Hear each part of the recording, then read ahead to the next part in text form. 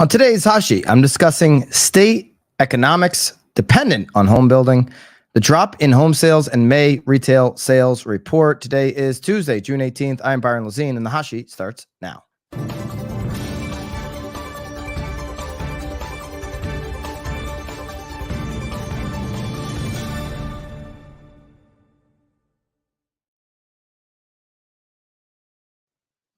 Okay, and a little change of plans. I will not be talking about the state economies dependent on home building. I am actually saving that here. So I'm going to be talking about a home price forecast, which I find very interesting. It's actually what I'm going to lead with here. Zillow versus Moody's home price forecast. If we look at um, Zillow versus Moody's over the last couple of years, because forecasts, the nice thing about these forecasts is we get to take them into consideration, and then we get to see who was right and who wasn't right. We also get to see trends on, is one typically higher than the other? And when we look at Zillow versus Moody's, we see that Zillow has been higher the last couple of years. Remember all those 6+% home price appreciation predictions that were coming from Zillow over the last couple of years, and Zillow's been on the right side of that, right? If we look at Case-Shiller year over year, just a month ago, we saw 6+% home price appreciation across the country. Well, now both Zillow and Moody's have updated their forecast moving forward. All right, so now we get to take a look at what they believe the forecasts for home prices are going to be between now and next year. Zillow's latest forecast for U.S. home prices between May of this year and May of next year is now negative 1.2%, while Moody's, who's over the last couple of years been more bearish, actually sees U.S. home prices going up 0.4%. So Moody's prediction of staying more bearish on home prices hasn't come to fruition, while Zillow's forecast over the last year of being, more bullish on home prices, that has come true. So if we look at the last year, Zillow's been closer to the truth. Now they've adjusted that forecast a couple times. They were up in the sixes, then they went to flat, then they went back to the sixes. It ended up being the sixes. So they did a little bit of flippy floppy there. If we really go back and look at Zillow, but Moody's stayed consistent that home prices wouldn't go up that much. Moody's was certainly not right. Zillow was right at times. Okay. Now going to today, you've got the more optimistic forecaster in Zillow saying our optimism is not there for the next 12 months. See a decline in home prices over the next year at negative 1.2%, while Moody's is saying basically flat or a slight increase. You have others that are other forecasters that are still at a normal like 3% home price appreciation. So this is interesting. Moody's sticks with kind of more of their, bearish outlook in what they've done in the past. But now Zillow is completely gone the other direction for most forecasters and is actually calling for a decline. Okay. They also took the top 300 metros, and forecasted those out. Okay. Here's a Zillow forecast for metro level home prices between May of this year and May of next year. If we just look at the map, they've got Punta Gorda highlighted there at the bottom, matching their national prediction of 1.2% to the negative. Austin, they still have moving down 3.8%. New Orleans moving down considerably, 7.5%. While San Jose, they have seeing a decrease at 1.9% negative. Places like Knoxville or Rockford, Illinois, they have in the blue, where they have actually going up. Okay. Look at some of the red here in New York, that Northeast, which has seen nothing but price increases. Zillow sees and forecasts over the next 12 months that the Northeast is about to pay the price for some of those increases. They're about to cool off. They're about to pull back. That's according to Zillow's forecast between May of this year and May of next year. They have the West certainly pulling back a little bit. Okay. Now, these are just the predictions, but apparently, or I would say particularly rather with Zillow, I'm interested in it because they kind of nailed that 6% thing last year. Okay. That to me is worth considering. Here's Moody's forecast for home prices between May. Now, Moody's has quite the opposite in the Northeast. They have the Northeast continuing to go up and going up considerably. So Moody's is looking at the inventory situation in the Northeast, says, don't think it's going to change. And we see prices going up. Okay. So Moody's and Zillow are on opposite ends of this thing. They really see Florida, while they have Punta Gorda going down less than what Zillow has. But if you look at all of Florida, particularly Miami, Miami, they've got in the probably 2 or 3% just based off the color of this graph going down. Northeast going up, West staying pretty flat according to Moody's, and the Southeast going down on home prices. Okay, there's a bunch more data in here, and you can grab a bunch of that by opening up the hot sheet show notes inside of BAMX. The hot sheet show notes are available each and every single day that we do the show, Monday through Thursday. When the markets are open, 9:30 on the East, 6:30 on the West, you can grab all the hot sheet show notes. Use this in your follow-up, your database. So many BAMX members are copying and pasting this data and using it in follow-up to help educate their clients and customers. There's a whole bunch of data on this topic, as well as 3 charts that you can download inside of BAMX. Use code HOT to get 10% off of BAMX. And I mentioned the hot sheet goes every single day the markets are open. The markets are not going to be open tomorrow for June 10th.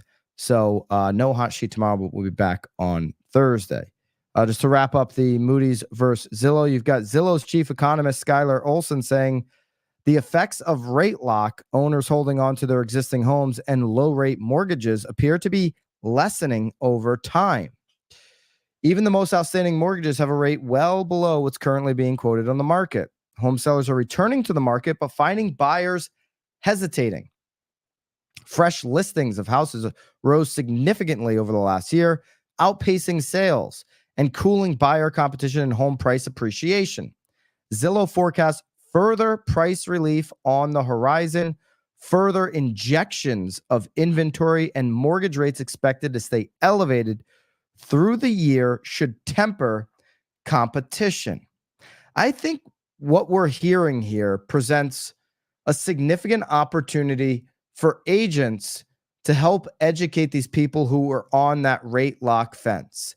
I'm thinking about selling, but I'm waiting for the rates to come down. That is something that I hear agents saying they keep hearing more of. I would sell. I'd love to sell. I need a new house because of X, Y, and Z, but I'm waiting for rates to come down. That is, in my opinion, the easiest objection to handle almost everywhere in the country right now. The easiest objection to handle. Yes, somebody that's at a 3.5% who's thinking about selling, but is waiting for rates to come down. Easy objection to handle to get into the house and have a listing consultation. Okay. If we took rates off the table, what other concerns do you have about selling your house and buying the next one? If they say none, what do you understand about shopping in a market like today's? About looking for homes? Okay. What experience do you have with competition when rates do come down? These are questions you want to ask because you might open up the thinking here from a prospective seller who realizes, wait, when rates come down, there are going to be people just like me that come to the market looking for homes. There are going to be people that come to the market competing with each other. And at least getting into the home and having a conversation, because if we're going to see more inventory injections and rates stay higher for longer, then these prices, like what Zillow's pointing out, are going to go down. There's going to be an impact. Okay, there's not going to be a cliff, but they're going to go down. So if you're thinking about selling and buying, do you want to sell once prices have already come down and competition goes up because rates have come down and everybody comes back into the market? So do you want to sell your house for less and compete with more? Or do you want to sell your house for more and compete with less buyers?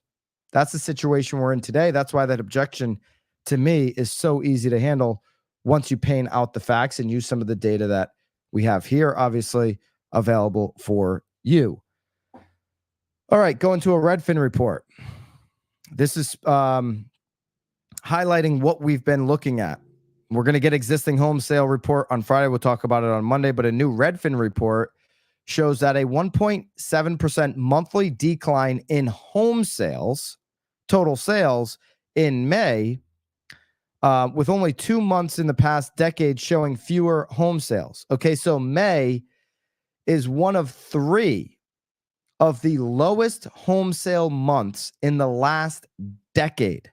Remember, we went back and we looked at that Resi Club, and we're at a low point on home sales annualized since 1978. We have so much less competition than 1978 when you factor in population and workforce. Competition, meaning buyer demand, is another way to say that.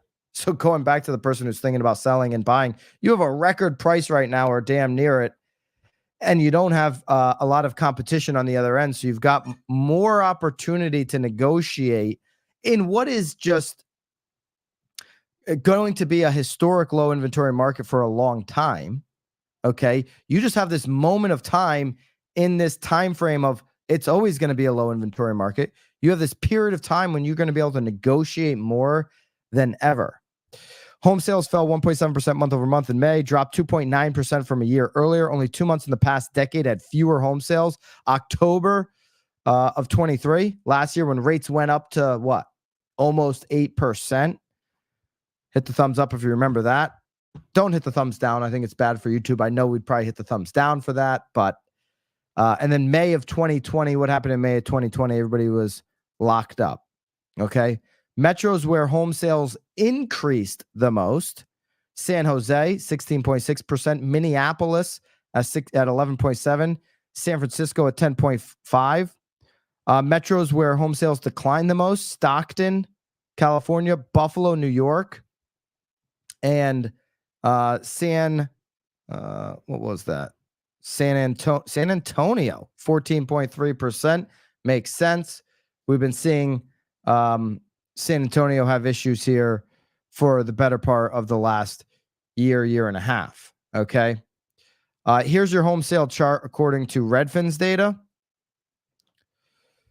You've got less home sales happening right now than you did in 2014, 2015, 2016, 17, 18, 19. Obviously, 20 being a very weird year. But the lowest month recorded, the third lowest month, rather, in the last 10 years, shows you where we're at. I mean, we're damn near 2012 levels, which I always call the bottom of the market, the complete bottom. And look at 2012. 2012 was 3 years after the great financial crisis, by the way. 2012, it took 3 years still to get up to home sales being near 5 million annualized. Okay. It's going to take time for home sales to pick back up. Okay. That's why I think right now, if we know it's going to take some time, I think that conversation about the seller who's waiting and waiting, would you rather sell your house for less and compete more? That's what waiting looks like. Or would you rather sell your house while the prices are still elevated and you have less people competing for the available inventory? No question, rates are going to be higher. Okay. If we took rates off the table, is there anything else holding you back? If we took rates, if someone says I'm waiting for the rates, hey, if I took rates off the table from your decision-making process, is there anything else holding you back today? No, there isn't. Okay, cool. Let's talk about what the market looks like when rates go up more and when they go down more and where they are at right now. If you give that information, the information that we cover every single day here on the hot sheet, It might open up their thinking to making a more educated decision. We cover it every single day. Most people don't. They see a headline that sales aren't happening, so they think, oh, I want to be like most people. Most people aren't selling. Most people aren't buying. I should also be waiting. That's what they see when they see existing home sales plummet. Remember, most people want to be like most people. So most people see that headline and they say, well, I should be waiting too.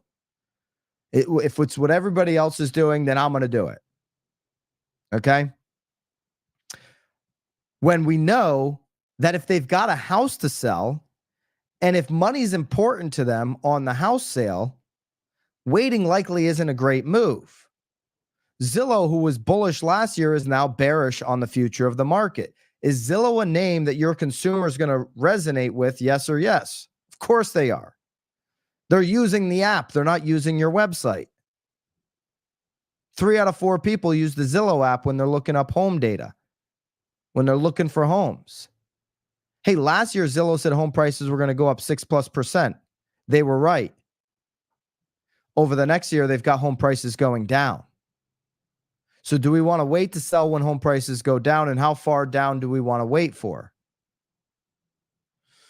Median sale price right now, according to Redfin, is at the all-time high. I'd want to sell at the all-time high. If I could price it right, if I could time it right, that's when I'd want to do it. At the peak where we're sitting right now, come this winter, they'll definitely go down. What Zillow's saying is they're going to go down for the whole year, for the next 12 months. That'll be interesting. See if they're right. There are certain markets we can already bake that into the cake. There are markets like Florida where, listen, inventory is above 2019 levels. Doesn't take a genius to say, well, with suppressed demand and this much inventory, where are prices going to go? I mean, you could sit in 10 minutes of community college econ class and figure it out. ChatGPT could tell you. These are easy answers to the test. Nearly 1 in 5 homes for sale, according to Zillow, have faced a price cut in May. Now, Altos Research has it up at 36%. So this is just on Redfin's website. Nearly 1 in 5 homes for May had a price cut up from 13.2% a year earlier. So both Altos and Redfin show more people on the market are dropping their price because they're not getting the price they expected to, or they went out at aspirational pricing, okay, or the demand's not there and they're pricing us off of yesterday's prices, where yesterday's demand was. Okay. All right. All that data will be available for you. There's a whole bunch in this Redfin report, by the way. If you're interested in it, we broke it out for you to easily grab and put into your marketing needs. For everybody that's a BAMX member, use code HOT. Obviously, if you're not a BAMX member. Also, a lot of this data we pull on the hot sheet is used to create done-for-you content every single Friday inside of BAMX. It's called BAMX in a Box. You get 3, sometimes 4 social templates every single Friday delivered to you. Email templates, blog templates, video scripts, every single Friday. Fresh information data. Use code HOT to get 10% off there. All right, we had a little bit of good news, which is good, on the fight against inflation. 10-year this morning reacted favorably to that news. We came down to 4.25 on the 10-year. You can see that the 10-year dropped significantly at 8:30. Why at 8:30 a.m.? Why is it always at 8:30 a.m.? Because that's always when we get the new report, if there is any. And this morning at 8:30 a.m., we had a retail sales report. May retail sales rise 0.1%, but that's weaker than expectations. Okay, so expectations were 0.2% per Dow Jones estimates. 703 billion for May. April's revised was down negative 0.2%. So obviously May could get revised, the first look of the number, but retail sales going down, is one of those indicators that, maybe prices won't get pushed up as much. And it's also a signal of a what we've been talking about here quite a bit of a weakening consumer. Okay. Why are there low unemployment? People have burned through all their savings to this point. Credit is starting to increase. When we looked at those numbers, I think it was a week ago or 2 weeks ago on the Hush, you can go back when we look at how the generations, Gen Z, millennial, boomers, Gen X, all the generations are going to be, what their considerations for voting in November's presidential election are. And the young folks, the Gen Z and the millennials, and everybody had it in their top 2 or 3, but they had it at number 1. It was the economy. Okay. So if the economy was strong, and Gen X and boomers had it in their top 3, I think boomers, because they have so much money already, that they wanted, I think, if I remember correctly, they wanted to protect democracy or something like that. But they already have all the money. They control 1/7 of the world's wealth. 1/7 of the world's wealth. But for the rest of the country, the economy was very important for particularly young people. This economy is not working for them. These retail sales show you that the numbers are not meeting expectations. The strength of the consumer is going down, not up. Economy wouldn't be number 1 on how people are voting when surveyed if they were in a thriving economy, right? When you're in a thriving economy, you pick other things to be top of the list.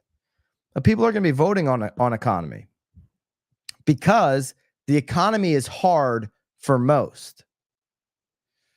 Okay. And so we have a weakening consumer right now. It's one of those arguments that I think would be a checkbox in the Zillow category when you look back at segment 1, Zillow versus Moody's, on who's going to be right on home price appreciation over the next year. When the economy is only good for some, how could you see prices continuing to elevate at this scale, especially when we've seen inventory injected into the market over the past 6 months at the rate that we have? And if we see that at the same rate the next 6 months, you could certainly see in those regions hit the hardest with inventory, prices stabilize and or go down. Yesterday, we had a 30-year fix that ticked up. We saw that coming. Today, I'd expect it to tick down with the 10-year easing up on that retail sales report. So we bumped back up over 7 on Mortgage News Daily. Hopefully, we can get back down to Walmart pricing on the 30-year fix and get to 6.99. Okay. There you go. We've got no hot sheet tomorrow. The stock markets are closed on Wednesday, Juneteenth.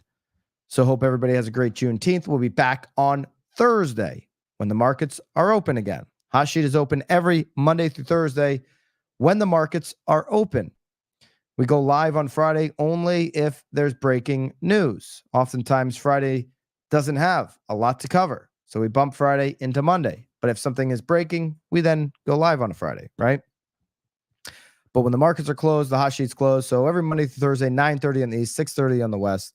Make sure you subscribe to the channel. I will see you guys back on Thursday. I'll also see you later in the day here on the main channel for the latest Real Word podcast that'll get posted later on today. Hope everybody has a great Tuesday, and I'll see you soon. Until then, toodaloo.